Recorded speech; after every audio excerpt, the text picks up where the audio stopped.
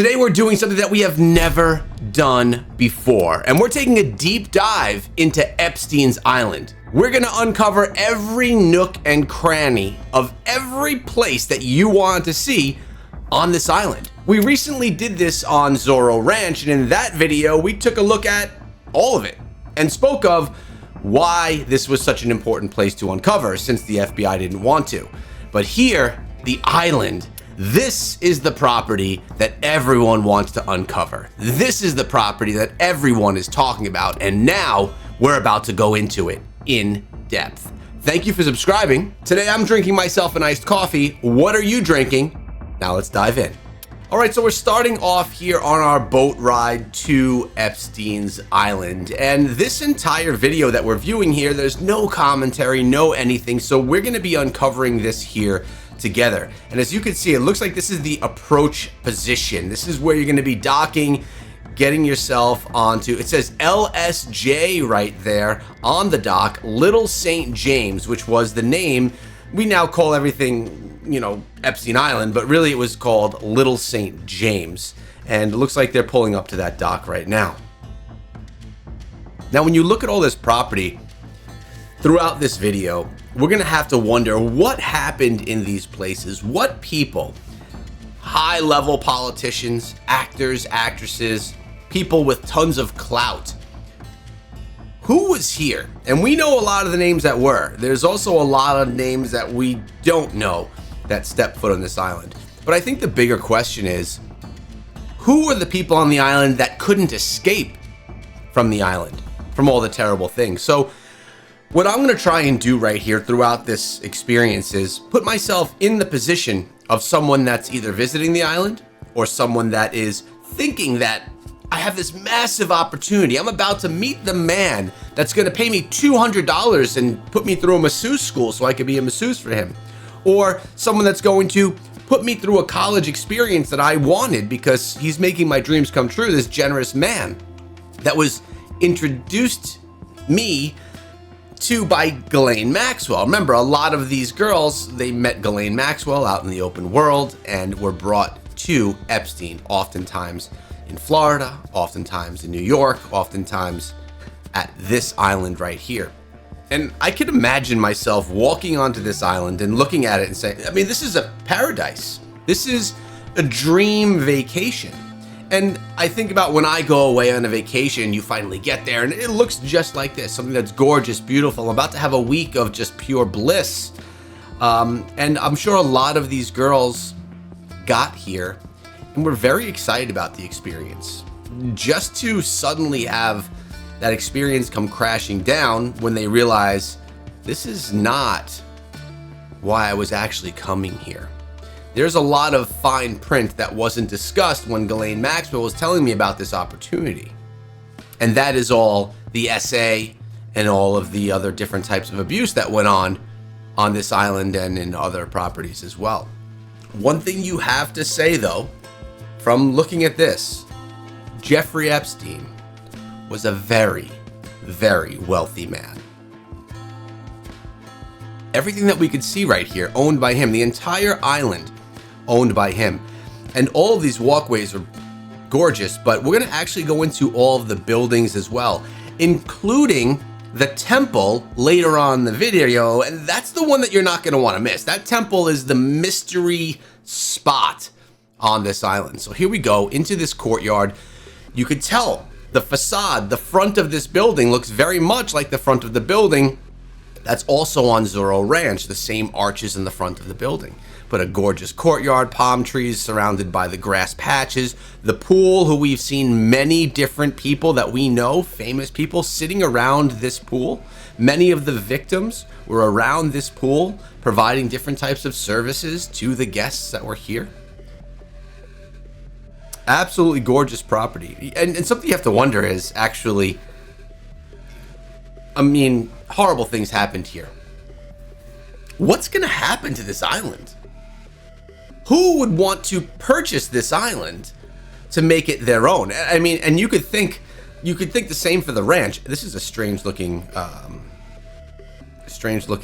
statue. You could say the same for Zorro Ranch, where someone a billionaire did buy the ranch, you would wonder, why would someone want to live there knowing all the horrible things that went on in that place? And we could say the same thing for this. So I'm very curious, and time will tell who's going to actually purchase this, because it's not going to stay vacant forever. This is not just going to be overcome with nature and turned into a property that no one owns and no one cares for. This is definitely going to be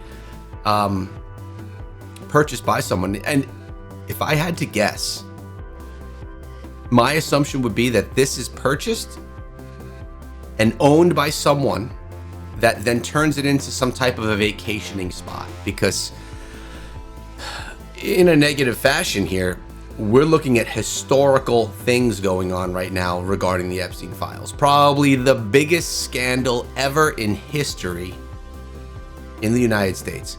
There's an E right there. Does that mean Epstein? You will assume that it will. The shells on the ground. I mean, you could tell no dollars spared on this. Something else that's coming to my mind as we take a stroll around this courtyard is there had to be multiple, a large team of people caring for this property. When you think about the interior property that needs to be cleaned, cared for, cooked for, all of that. When you think about the exterior property, lawns, gardens, trees, beaches, the dock itself, all of this had to have people working there to make sure that this property was maintained properly and cared for and safe. Those are all eyes that knew things were going on, that had to see stuff along the way that they were like, what's going on there? Those are all ears that heard things, that had to wonder, something fishy is going on here. And those are all mouths that right now are really not saying anything about it. And you have to wonder, were they paid off? Were they cared for so well and paid so well that they knew that they would never be able to speak, and that was part of this agreement or this arrangement that they had? Or are they quiet because they fear the repercussions of actually speaking out? Again, imagine being someone coming to this island for the first time, whether a guest or a victim, and just seeing how gorgeous this was and thinking, I am so grateful to be here. All right, so here's inside of one of the rooms. That was just a bathroom, it looks like we got a quick view of right there. Seems as if they peeked in a window for that shot. Little outdoor tub. Is that a refrigerator? It is, I believe. Maybe some type of air conditioning unit. And the funny thing is, as we're walking around right now, look at the property. It's still fairly well maintained. Maybe a tiny bit overgrown, but nothing crazy. Nothing crazy. This is continued to be maintained. And it looks like there's another island across the way. You could see another large hilly type structure, or not structure, but land across the way. I don't know what that island is. I don't know if it's owned or what, but it looks like it's not populated in any way or not built on. What is this? Looks like these are like cubbies or something.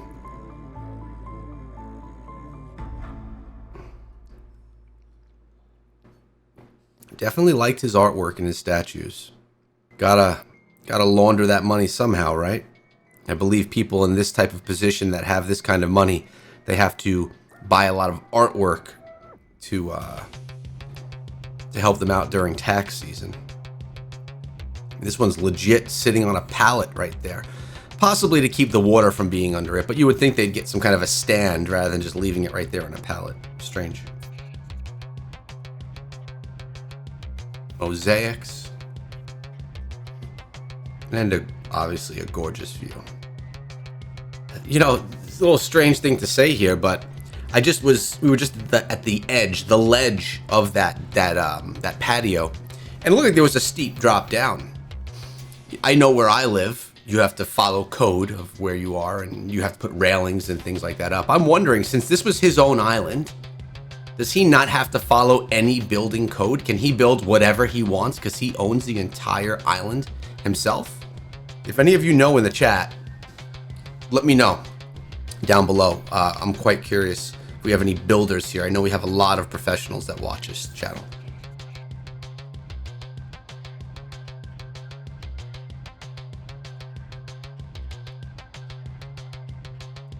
Oh, I believe that's the helicopter pad right there as well. So you can even get helicopters landing and getting your guests and visitors on the island in that sense. More outdoor structures. Looks like they have trucking department. Think about it. Here, all the food, resources, anything that you need has to be brought in. There's no supermarket. You are your own self-sustained country here. You have to do it all yourself. So he has to have all of those services available right here. So you need a trucking department. The trucks will be sent over on the boats and everything will be unloaded here. Iguana crossing, piece of art. I'm noticing that none of the grounds here are paved, which is strange to me. Maybe that's just how it is in these island type places. But you would think that there was some type of a cement or blacktop asphalt for all of the roads here. Maybe I would find it hard to believe that it would be an expense he didn't want to pay. But I would find walking from building to building to be, you know, not the nicest of walk. But you know what? This actually seems like more of an industrial area. This is maybe a fueling station. Yep. Those are diesel and regular gas. He's got his own gas station here. Wow. And this is the industrial space where all the trucks will come in, do those deliveries that we spoke of, make the island able to sustain itself. That's actually a pretty cool statue right there, that big fat gorilla. And then, of course, you have the grassy areas that, I mean, when you think about the island, the entire island can't be kept up. It's massive. I actually don't know how many acres the island is. Actually, let me look that up. I'll find out how many acres it is. All right, Google tells me that Epstein Island was between 70 and 72 acres. So, quite a bit of land. Oh, so I thought this was a helipad. It looks like it's actually a sundial, which will show the time and everything like that. Interesting, not a helipad. Now, let's compare Zorro Ranch to Epstein's Island, because Zorro Ranch was between 7,600 acres and 8,000 acres. All right, so we're talking 8,000 acres, plus there was additional land on top of that in the order of thousands of acres. So Little St. James being 70 acres is a tenth, less than a tenth of the size of Zorro Ranch, which of course was a lot of just barren land as well. There was a lot of nothing out there, just straight up desert.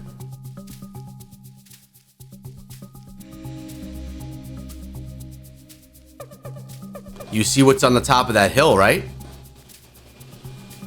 That's the temple, the white and blue temple. All the way out there on the very top of the hill, overlooking the ocean, out there all by itself. Very curious to what's in there.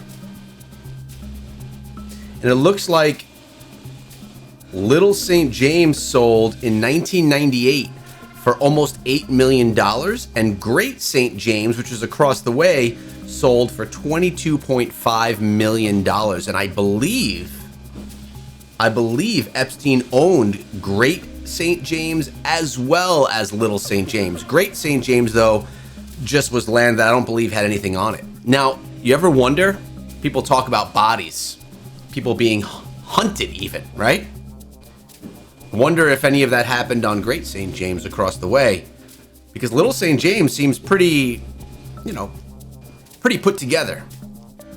Where Great St. James across the way seems to be a lot more barren. All right, so here it is. This is the temple, probably the most questioned structure on all of Epstein Island. It literally looks like a structure out of Minecraft. Just take a look at that right there. Because of the door, it doesn't look real. It looks like a cartoon. This image here is just very odd. Yeah, the door looks like a cartoon. And remember, this building has no windows. The last that we heard, there was no furniture. It looks fake. And look, JE right there on the side of it. Looks like it's embossed in a way. Oh wait, the door. It maybe is a painted door. Strange patterns in the outside. Uncomfortable looking benches all around. What is this? Oh, there are some windows in the side. Can we see inside those windows? And it looks like this is a sliding door. And you could see a little bit inside. It looks like it's unfinished, actually. It looks like it's unfinished. Maybe not. Maybe that's a wallpaper. Oh, it does look like there's some unfinished elements of it inside of there. Whoa. That's a steep drop. I wonder how much of this temple was actually in use.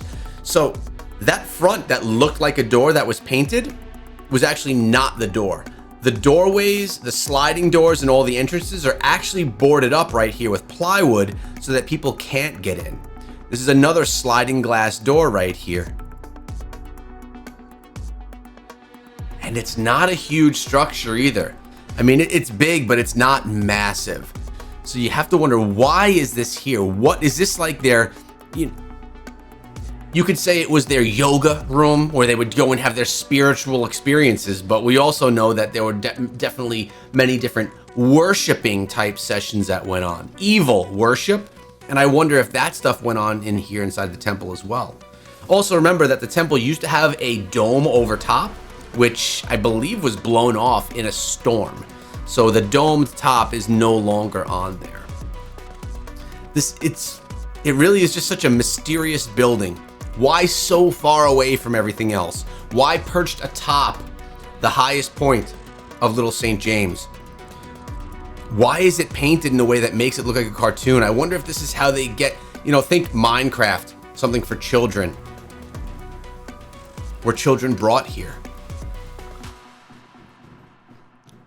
I believe so. I know that was a building that you guys wanted to take a look at and get to see the inside of. And as you can see, everything else so far away. They are not close. I wonder how we got around. I'm assuming they probably had golf carts and things of that nature that would get them around. All right. Leaving the temple, making our way back to some of the other structures that are here on the island.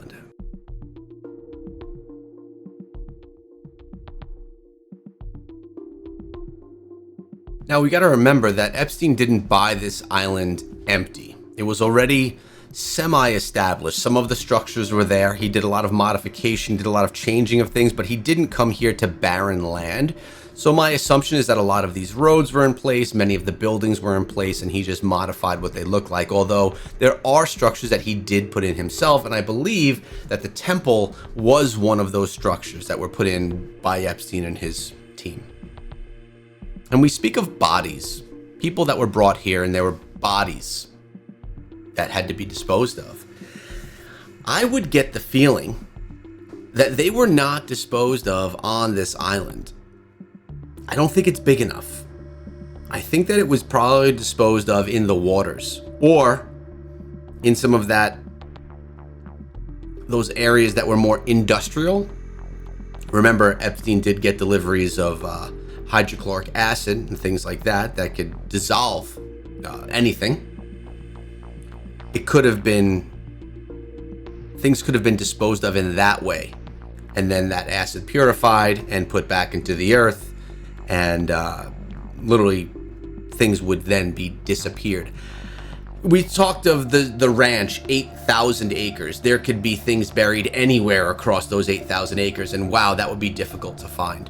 But here on Epstein's Island, 70 acres, 72 acres, it seems like it would be easy, it would be harder to hide things here and maybe do a man-made approach of disposing of things, or even let the oceans themselves. But I feel like the oceans themselves would be dangerous, because you never know what's going to pop up and where. Here's another structure we're coming up to right here, another all stone home or stone building. Looks like a little, see how far away it is up there from the temple, which is the top. Looks like this is a little sitting area. Dinners were had here. Crazy looking chairs. It's a piece of art itself from a massive, that table is made of a massive tree. It's actually a gorgeous table. We've spoken of in a video just a few days ago about the girls, the victims, and how many of them thought that they were coming here for opportunity. And actually, some of them were coming for opportunity. And opportunities were given. But again, as we've spoken of, at a cost, at a price. He wasn't just offering free opportunities to people. He was making them pay for it by their services, which were very abusive. We also spoke, though, how some of the girls, we believe, felt that they had a relationship with Epstein. And they even would say things in some of the emails to him that they loved him. And horrible things definitely happened. I mean, there's no question of that. Done by Epstein, Maxwell, and much of their company that they had come to this exact island. In a way, I wonder if any of the victims were said to themselves, I am enduring terrible things. This is not what I want. But maybe if they went back and if they left, they would be going back to a life that was so below, and I'm talking about monetarily below what they were allowed to and able to experience here, having all of this gorgeous stuff here on the island. If some of them didn't leave because they didn't want to lose out on this lifestyle, minus all of the abuse that they had to deal with along the way. I think that this space, Epstein, the victims, there were a lot more mind games going on, a lot more manipulation going on than many people think. And it wasn't as simple as get away from the person that's treating you poorly. But there was a connection there, and we've heard some of the victims call them invisible chains, things that were tying you to Jeffrey Epstein, not allowing you to leave for whatever that reason. Some of it was education, some of it was financial. Girls were, I'm sure, taking care of their families with the money that they received from Epstein.